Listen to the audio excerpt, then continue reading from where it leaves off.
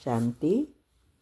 मैंने बताया है कि हमारे जो 3 शरीर है उसको साफ करने के लिए दुआ बहुत ज़रूरी है। और दुआ अनेक रीति से हम प्राप्त कर सकते हैं, लेकिन कई चीज़ें बहुत इजी है। जैसे आजकल लोग वीडियो तब देखते हैं जब कितने लाइक है, कितना शेयर किया है, कमेंट कितनी रखी है, कितने सब्सक्राइबर है, व्यूज़ कितने हैं, ये सब देखकर वीडियो देखते हैं। तो यहाँ भी हमें अगर दुआ कमाना है तो हर एक वीडियो में लाइक, शेयर, कमेंट और सब्सक्राइब करना है। इससे कई आत्माएं इसको देखेंगे तो उसमें भगवान की बातों को समझने के लिए मन होगा और फिर इसमें से कई आत्माएं बाबा के जो छुपे हुए रत्न हैं, माना भगवान के बच्चे जो है वो निकल आएंगे। और कईयों को, बाहर वालों को भी अगर इससे फ़ायदा होगा तो इस सब से दुआ मिलेगी जिसने ये 4 चीज़ें की है। इसीलिए ये घर बैठे दुआ कमाओ। लोग घर बैठे पैसा कमा रहे हैं, आप दुआ कमाओ तो हम भगवान के बच्चे नंबर 1 में जल्दी जल्दी आ सकेंगे। ठीक है। ओम शांति। ओम शांति। आपका प्रश्न है कि रावण और माया में क्या अंतर है। शिव बाबा माना परमात्मा कहते हैं कि माया मेरी बच्ची है और रावण तुम्हारा सबसे पुराना दुश्मन है। तो रावण में कोई चेतना होती है क्या, ये समझना है। उत्तर है, माया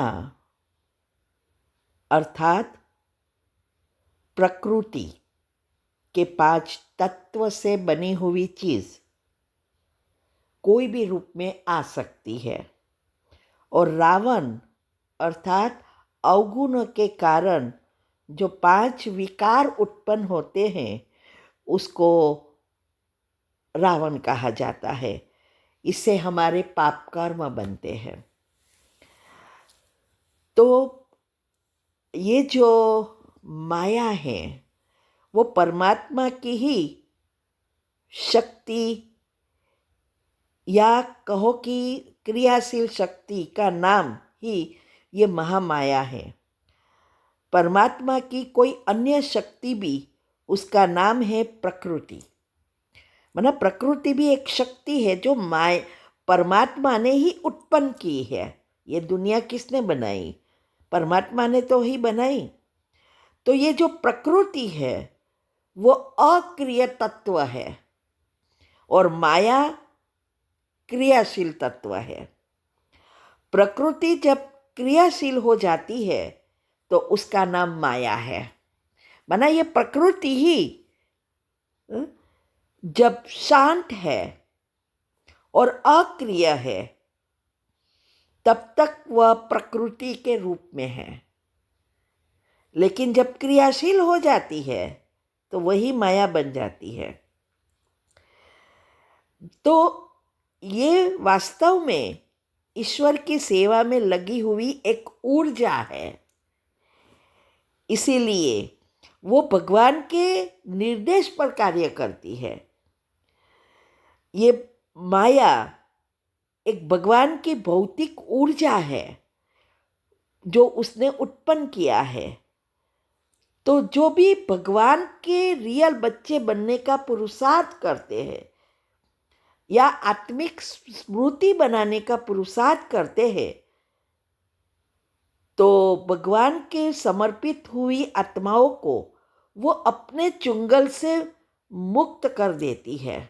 जो भगवान को समर्पित हो जाते हैं, जैसा भगवान कहते हैं वैसा करते हैं, तो धीरे धीरे वो माया से मुक्त कर हो जाती है। वो तब तक परेशान करेगी। माया खुद कहती है वो परेशान तब करती है जब तक वो भगवान के चरणों में आत्मसमर्पित नहीं होती। वो धीरे धीरे वो आत्मसमर्पित करवा देती है। इसीलिए ये उसका काम तब पूरा हो जाता है जब आप पूर्ण समर्पित हो जाते हैं। फिर माया हैरान नहीं होगी करेगी। जैसे दुनियावी चीज़ों से हम डिटैच हो जाते हैं तो उसका प्रभाव हमारे पर नहीं होता, क्योंकि आजकल साइंस इतनी सारी इन्वेंशन निकाल रही है तो बड़े बड़े भी उसमें फंस जाते हैं। तो वो जितने हम तीव्र पुरुषार्थ करेंगे, आत्मिक स्मृति में ऊंचे जाएंगे, उतनी माया नीचे गिराएगी और आपको ऊपर जाने में मदद करेगी। इसीलिए कभी कभी हमें वो भ्रमित कर देते हैं, इसलिए माया को भ्रम भी कहते हैं। तो हम भगवान की श्रीमत को बदलकर मनमत को मिक्स कर उसको ही श्रीमत समझने की बुद्धि बन जाती है। ऐसी माया बदल देती है। माया के वश मनमत को भी श्रीमत समझने लग पड़ते हैं। इसीलिए जितनी हम आत्मा में शक्ति भरेगी, परखने की शक्ति होगी, तो वो सदैव हम अलर्ट रह के उस माया से बचेंगे, आगे बढ़ेंगे। तो रामायण में भी देखो, सीता है, सीता ने सब राजमहल राजपाट छोड़ दिया, सोना से भरी हुई वो रहती थी, मना सब अलंकार से भरपूर, वो उसको भी छोड़ दिया और वनवास में राम के साथ गई, है ना। लेकिन एक सोने का हिरण देखा और राम को मजबूर कर दिया वो हिरण को प्राप्त कर उस सोने को प्राप्त करने के लिए उसको मजबूर किया और राम को जाना पड़ा। तब वो राम की आवाज है या उस हिरण की आवाज है, मना रावण के मामा की आवाज है, वो भी पहचान नहीं सकी, इतनी माया में फंस गई। और आखिर रावण उसका हरण कर लिया, माना उसको उठा के ले गया, क्योंकि लक्ष्मण को मजबूर किया ना माया के वश होकर, उसको परखने की शक्ति ही नहीं रही। इसीलिए रावण जो सीता जी को उठा के ले जाता है, वो रावण का काम विकार मोह है। ये इसीलिए वो उसको उठा के ले जाता है। लेकिन वो रावण का क्या कहे, मोह माया है, जो काम विकार जागृत हुआ उसको प्राप्त करने का। और जो माया है वो कि सीता जी की बुद्धि वो हिरण में फंसी, उसको देखा तब हुआ ना, वो माया है। तो ऐसे ही हम भगवान के बच्चे भी जब पुरुषार्थ करते हैं तो माया हर चीज में हमें भ्रमित करती है। हम सब कुछ धारणा अनुसार करने लगते हैं, लेकिन दुनियावी छोटी सी चीज में हम उसमें फंस जाते हैं। तो भगवान की श्रीमत को भी वो भुला देती है, उसकी भी आवाज नहीं सुनाई देती हमें। तो ये अंतर है दोनों में।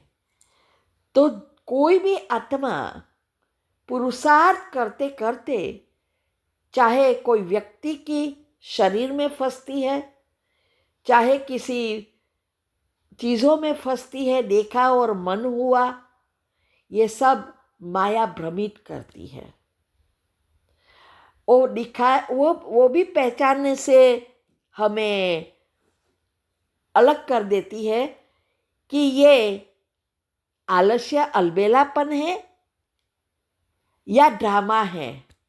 ड्रामा को गलत यूज करने में भी माया मदद करती है और इसीलिए उसको कहा जाता है माया भगवान की बेटी है, जो भगवान को बच्चे को आगे बढ़ाने के लिए, विकारों से मुक्त करने के लिए वो हमेशा भ्रमित करती रहती है जब तक वो पुरुषार्थी है।